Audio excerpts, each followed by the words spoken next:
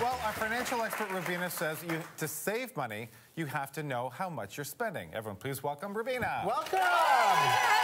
Good to see you, sweetie. Okay, let's get started on this because this is important stuff. Now, you say monthly spending is the first thing people should look at when we're getting our finances into order. Why? It is the easiest way to look at your finances month to month. As you guys probably have, your utility costs, your cell phone bills, they come in month to month. So it's really easy to kind of parcel it up that way. Right. And most of us get paid every second week, so it's easy to say, this is how much money is coming in, this is how much money is going out, and you want to make a date every single month.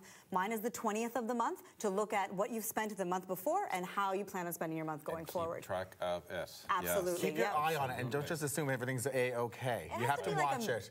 Yeah, it has to be like a meeting where you're going to meet at this day every month and you're going to take a look at your monthly finances. And don't pour up a nice glass of wine while you're doing it, because I've done that before and I'm like, oh, everything's fine, we're okay. And then nothing got paid. Well, if you balance everything, then have a wine to celebrate. Okay. That's right, after you do it. Okay, so now we've got a great test to test your monthly spending, and everyone in the audience, you've got your little remotes, right? Everybody's got a remote. Great. This is really cool. So let's go through it. Eh, Christopher? Okay, question number 1. All right. After rent or mortgage, what is the most expensive item for most North Americans? Is it A, everybody, cable, internet, or cell?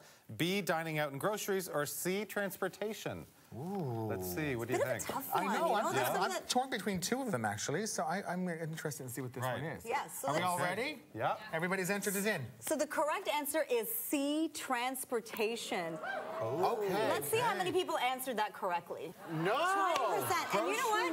I'm the same. I thought groceries was the #1 expense after your mortgage. I did too. I thought so as well. Because we spend so much money at the grocery store. Right. But we spend 15% of our after-tax income getting from A to B. So that's on your car insurance, your bus pass, anything that you're spending to get to work and commuting, 15% of that money. Can I ask you, why do you think that we assume that groceries are the thing that we're spending the most money on? I think because a lot of people spend so much time at the grocery store and we're always spending that money, getting our credit card out, putting cash out.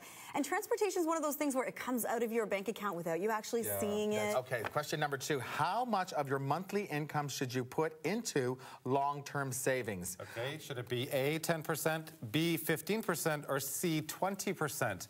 How much should you, not how much do you want to?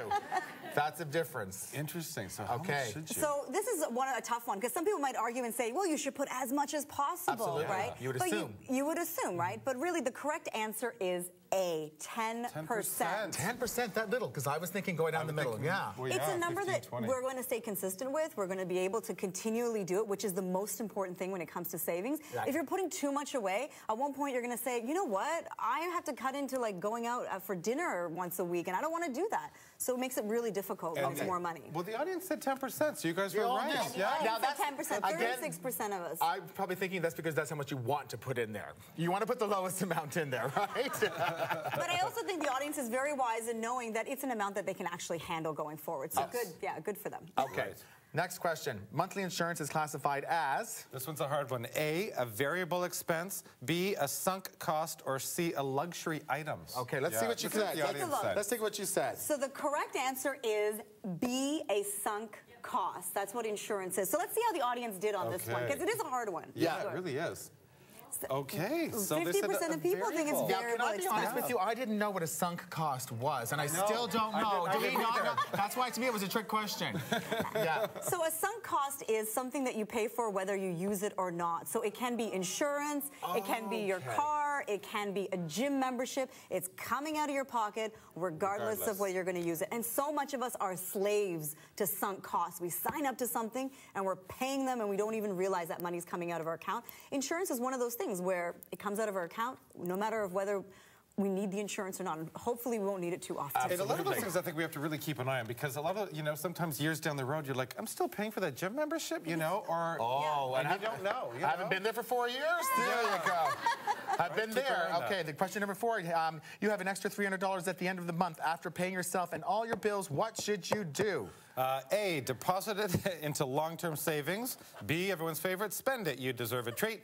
Or C, put it towards your debt payment. Okay, let's see what you guys all said. Okay, take a minute here, because I have a feeling I know which one this is going to be. I'm going with B. You deserve a treat! Right? Totally. What did you guys say? Let's have a look Let's and see. have a look and see. That's what it is. So the correct answer is debt repayment. And I want to give everybody a group hug for saying that. That is awesome. That is amazing, because if you have debt, especially if you have high interest debt, those credit cards that are 19%, if you get extra money, if you put it, it's going right towards the principal, you're paying your loan off faster, and that $300 actually represents a larger amount over the term because you're saving on interest. So put it towards debt repayment. If you have no debt, maybe then you can go and spend it. Do you think that's maybe the sign of the times? Because, I mean, you think about it, maybe in the 80s and 90s, we would have said, or, you know, especially the 80s, spend it, you deserve a treat, because you just know it's always going to keep coming in. But now with the insecurity of the economy, I mean, maybe we're assuming, you know what, get those payments down. And I think that it's a good lesson to be learned, because a lot of us have gotten to the point where we're overstretched. We've taken out too much loan, our credit cards are maxed out. So it's time to really get back to getting in the habit of paying debt off first, making it a priority in your life. What a responsible crowd you guys are. Yes, I was deserving a treat. Okay, you own a new car. How much should you set aside for vehicle maintenance each month? Wow. A, $0. B, $50. And C, $100. Wow, C's a high. We talked about this, we were stumped again, This is a difficult one, because if it's a brand new car, you might think, zero. Yeah, why do I have to say anything? So let's see how the audience did. What did you guys think? The correct answer is C, $100. So let's see how the audience did on this one. I'm going to say they probably did, well, okay, $50. $50. So $50 is what maintenance costs, no matter what kind of car you drive. $600 a year, average North American family spends on maintenance for their car. You want to be doubling those up for those emergency roadside incidences or an accident that might happen, because those are costly. You don't want to go into your long-term savings and take that money out when that happens. You want to have that money already inside. Do you guys have car maintenance? Don't even talk to me. Well, I got to tell you, I have about 3 fender benders a week. So you got to have about $400 a month. I have a lot more than that, and somebody's not usually very happy about it. It's sitting right next to me right here, especially when I'm driving his car. Okay, we're going to take a quick break, but after the break, Rubina will tell us what our monthly spending should look like, okay? Hey everybody, we're back with Rubina, and she has 4 great tips on how we should get our monthly spending on track. Okay, I think we should get right to it here.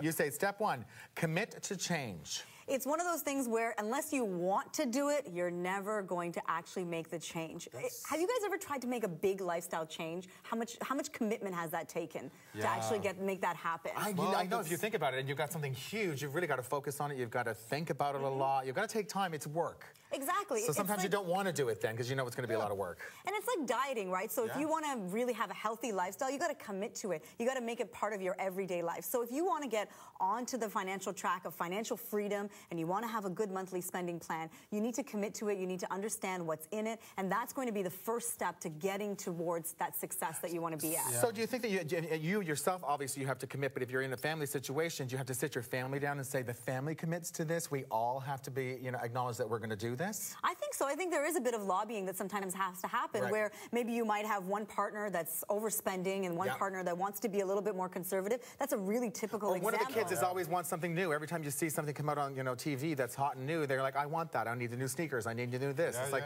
well, we're as a family going to cut back. I think so. And I think that if you are really united, it's a much more stronger front and you're going to be much more successful because everybody's in it together and everybody wants to be successful. Great stuff. And all right, commit. Step 2 is really important. Know your net income because a lot of us don't, right? You're kind of like, And a lot of us don't understand that there's money coming in sometimes from other sources. So we have obviously our salaries that we can easily calculate, but you might have money from investments. You might have that month made some extra money. You're laughing at me. I'm like, really? Other places? Where? I need to find them. So for an example, if this month you had a garage sale and you made $400 from that garage sale, next month that should be part of your incoming money. because you don't want that money to just be spent and you didn't even know where it went. I thought that was your fun money. That's what I thought. It's like, hey, I made $400. Right? Yeah. It comes in my hand and it's out the door. And I think that's a problem with a lot of people where if you make a little bit of overtime, like we said in that quiz where you made $300, where should you put it? Yeah. People just spend it. It's still money that needs to be treated with that respect, and you need to save it, spend it properly, know where it's going. I could find $20 even when I was a little kid. I'd find something on the ground and I'd go out and spend it. I could find $20 now and I have to spend it before I get it home. If I was your mom, I'd make you save $10. Yeah, I know. Okay. Okay, step 3, track your spending. This is the most important and the most tedious. I would need a team of 1,000 to help me. Do you guys track your spending? No, Nope. not at all. But that's the tedious part, and that's where you don't do it. That's the commitment, right? You're better at it than I am. I mean, you do get there and get the envelope. Those envelopes will be this high on my desk, and then I'll just ignore it, pretend. Just go like this. If I close my eyes, they're not there. Yeah. Right? And I think that's the attitude a lot of people have, but there are so many great tools online. You can call your bank, your financial institution. There's government agencies that have budget calculators available to you online. They do the math for you, which is what really scares people. Yeah. Right. So you plug everything in. You plug in your incoming, your outgoing, what you pay for cable, whatever it might be, and it tallies it all up for you. And you want to make sure that that calculator, you can make it unique to you. So you can change some lines in there that really make it unique to your spending.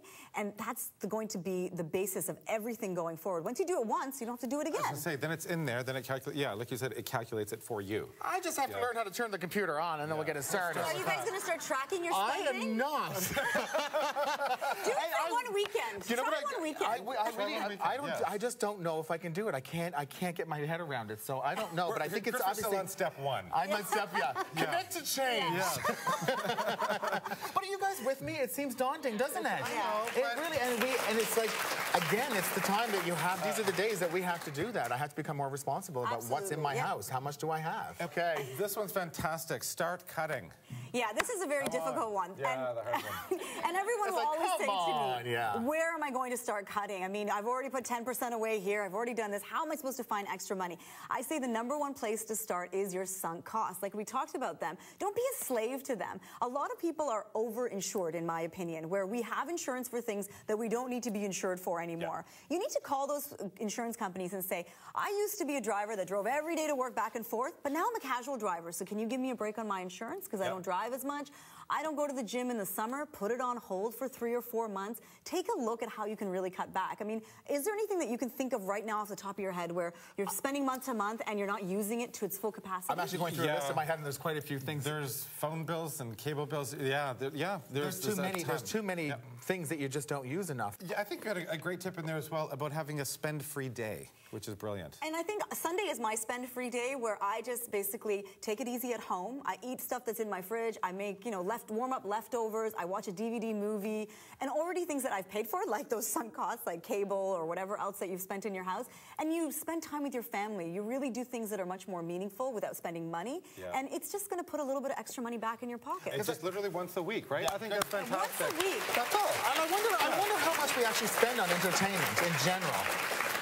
I wonder what a big chunk of that money is going to entertainment. A lot of us are spending way too much money on entertainment. My recommendation, if you're trying to get yourself on track, if you're trying to pay off debt, if you're trying to get your savings in order, 2% of your monthly after-tax income can go to entertainment. So if you're bringing in $3,500 a month, $70 on going out for dinner, going to the movies. I know it doesn't sound like a ton of money, but if you know that figure in your head, then you're going to spend it more wisely. And I bet you any money that, I bet you that, I bet you that all of your friends probably is thinking the same thing that you're thinking. If you come together as a group and a collective and say, okay, you know what, I think we're going to do movie night at my house instead of Friday night, we're going to all go to a movie. Let's have movie night, we'll get popcorn, we'll get cozy, and we'll hang out here, have a glass of wine. And then also, too, instead of we're all going to gather for our Thursday night dinner, you know what, come to my house. Next week we'll go to your house. And then we'll go out for dinner the third week. That would be a great way to do it as a group. Absolutely, and I think it's cool to be frugal now. I think you're right. The thinking has changed, where sometimes I have started saying, I can't afford to do that this week, guys. Can we do something just a little bit more economical?